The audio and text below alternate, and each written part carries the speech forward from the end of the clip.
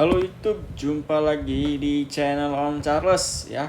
Kali ini Om Charles akan membahas hukum gravitasi Newton ya. Newton ini jenius ya. Dia selain menemukan hukum 1, 2, dan 3, dia juga menemukan hukum gravitasi Newton ya. Yang dimana berbunyi setiap partikel dari bahan di alam semesta ya menarik setiap partikel lain dengan gaya yang berbanding lurus dengan hasil kali massa-massa partikel dan berbanding terbalik dengan kuadrat jarak di antara partikel-partikel tersebut. Jadi ya, kalau saya tulis secara matematis bisa dirumuskan F sama dengan ya G dikali M1 dikali M2 dibagi R pangkat 2. Nah, inilah persamaan dari hukum gravitasi Newton ya. Keterangannya, F itu adalah gaya gravitasi, sedangkan G besar ini adalah konstanta gravitasi universal yang nilainya sudah diketahui ya sebesar 6,67 kali 10 pangkat min 11 Newton meter pangkat 2 per kilogram pangkat 2 ya. Kemudian M1 itu massa benda pertama.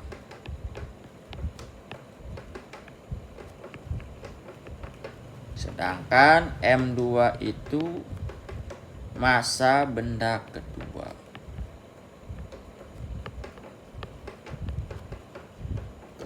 Kemudian R itu adalah jarak antara dua benda.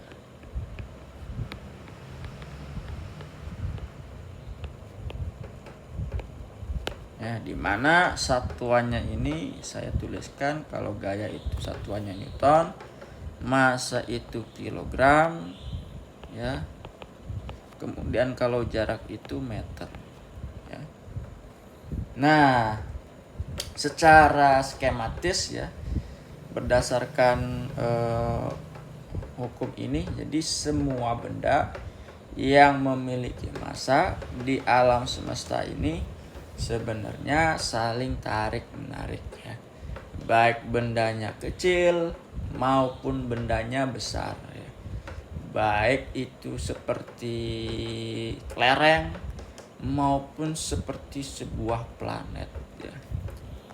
Nah ya, jadi misalkan di sini saya punya benda satu, saya letakkan di sini memiliki massa M1. Kemudian benda 2 saya letakkan di sini memiliki massa M2. Nah, si M1 dan M2 ini terpisah sejauh katakanlah R. Nah, sebenarnya ya kedua benda ini ya, menurut Newton itu saling tarik menarik. M1 ini akan tertarik ke M2 ya. Begitu juga M2 ini akan tertarik ke M1. Tertarik dengan gaya katakanlah F12. Kalau M2 tertarik dengan gaya F21. Saling tarik menarik. Lalu bagaimana kalau misalnya bendanya itu lebih dari 2? Misalnya ada 3 benda ya. Ya, kita tinjau ya, 3 benda. Ya. Ini saya akan tinjau kalau yang pertama itu diletakkan segaris ya. Diletakkan segaris, misalnya gambarnya seperti ini. Saya punya benda pertama, benda kedua, benda ketiga ya, 1, 2, 3 ya. Nah, tentunya ketiga benda ini memiliki massa. Katakanlah benda 1 itu M1, benda 2 itu M2, benda 3 itu M3 ya. Jarak antara benda satu ke benda dua, katakanlah ini sejauh R1 ya. Dan jarak antara benda 2 ke 3, katakanlah ini terpisah sejauh R2. Yang ingin ditanyakan, berapa sih gaya yang akan dialami oleh benda 2 ya. Maksud di sini gaya tarik gravitasi ya yang akan dialami oleh benda 2 akibat adanya benda 1 dan benda 3 ya. Kalau kita merujuk kembali ke si hukum Newton itu ya, bahwa kalau kita tinjau benda 2 terhadap benda 1, geraknya pasti kemana? Ya, pasti dia itu akan bergerak ke kiri. Sebesar katakanlah F21. Kemudian kalau kita tinjau benda 2 terhadap benda 3, geraknya akan kemana? Ya, pasti akan bergerak ke kanan. Sebesar F23. Nah, dari sini bisa disimpulkan bahwa di sini ada namanya resultan gaya atau penjumlahan 2 buah atau lebih gaya ya. Dimana ya, karena gaya itu merupakan suatu besaran vektor, maka besaran yang mempunyai nilai dan arah ya. Arahnya juga berpengaruh ya. Dimana kalau benda 2 terhadap benda 3 ini akan geraknya ke arah kanan. Sedangkan benda 2 ya, apabila kita tinjau terhadap benda 1 akan geraknya ke kiri. Jadi nanti geraknya ke kanan apa ke kiri nih? Ya, kita lihat dulu ya.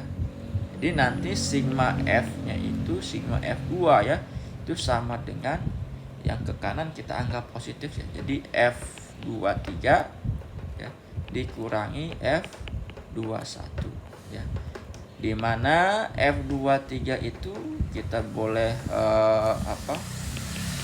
uraikan lagi ya berdasarkan hukum Newton tadi. Jadi G dikali massa benda 2 dikali dengan massa benda 3 dibagikan jarak antara benda 2 ke benda 3 yaitu sebesar R2 dikuadratkan ya.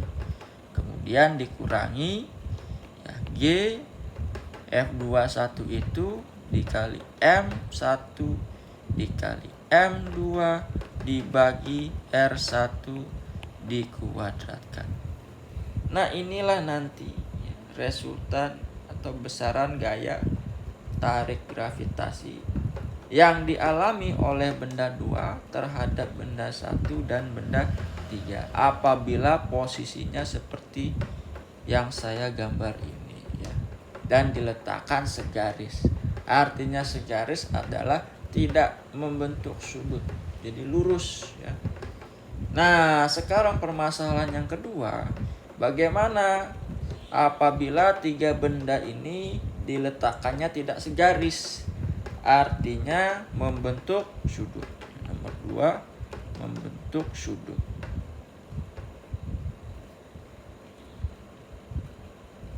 Membentuk sudut kita nomor 2 ini membentuk sudut ya. Misalkan saya punya benda 2 di sini, kemudian benda 1 di sini, kemudian benda 3 di sini ya. Ini 1, 2, 3 ya. Kebalik. Saya pengennya yang di sini tuh benda 2. Ya, jadi ini 2, ini 1. Ya, mudah gitu ya. Nah, apabila kita tinjau benda 2 terhadap benda 1. ya pasti akan arahnya menuju ke benda 1 ya, dengan memiliki gaya sebesar F21. Sedangkan kita tinjau lagi benda 2 terhadap benda 3, ya akan geraknya ke benda 3 ya, dengan memiliki gaya sebesar F23. Nah, tentunya di sini ya pergerakan benda 2 ke benda 1 dan benda 2 ke benda 3 ini nantinya akan membentuk sudut. Katakanlah di sini theta. Ya. Nah, begitu juga benda 1 juga bisa ketarik ya ke benda 2. Benda 3 juga bisa ketarik ke benda 2. Nah, maupun benda 1 dan 3 ini juga akan saling tarik menarik. Tetapi kita abaikan benda 1 dan benda 2, yang hanya ingin kita tinjau besarnya gaya tariknya adalah benda 2 ya.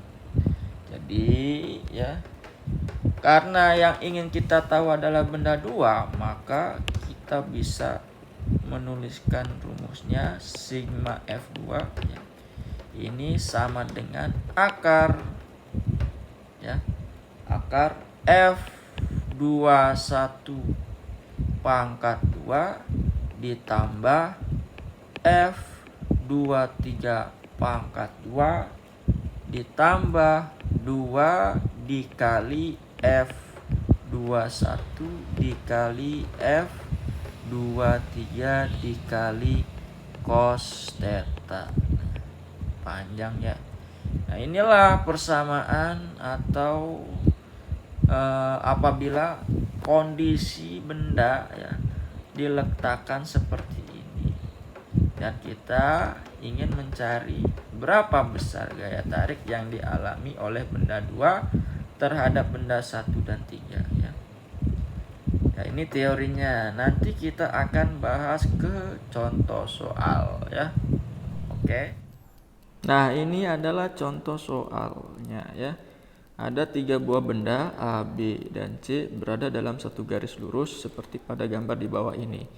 Jika nilai konstanta gravitasi G sama dengan 6,67 kali 10 pangkat minus 11, hitung A. besar gaya gravitasi yang bekerja pada benda B, B. arah gaya gravitasi pada benda B. Nah, soal ini sama persis seperti pembahasan pada 3 benda yang diletakkan segaris ya, dimana ya seperti ini ya nanti rumusnya. Jadi nanti benda B ini akan bergerak ke kanan karena dipengaruhi oleh benda C. Benda B ke kanan ya.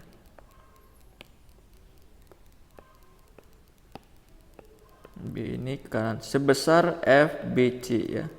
Sedangkan benda B kalau kita tinjau oleh benda A, maka dia akan bergerak ke kiri ya, sebesar FBA ya, sehingga sigma FB nya itu sama dengan yang ke kanan kan positif ya, jadi FBC dikurangi yang ke kiri FBA ya.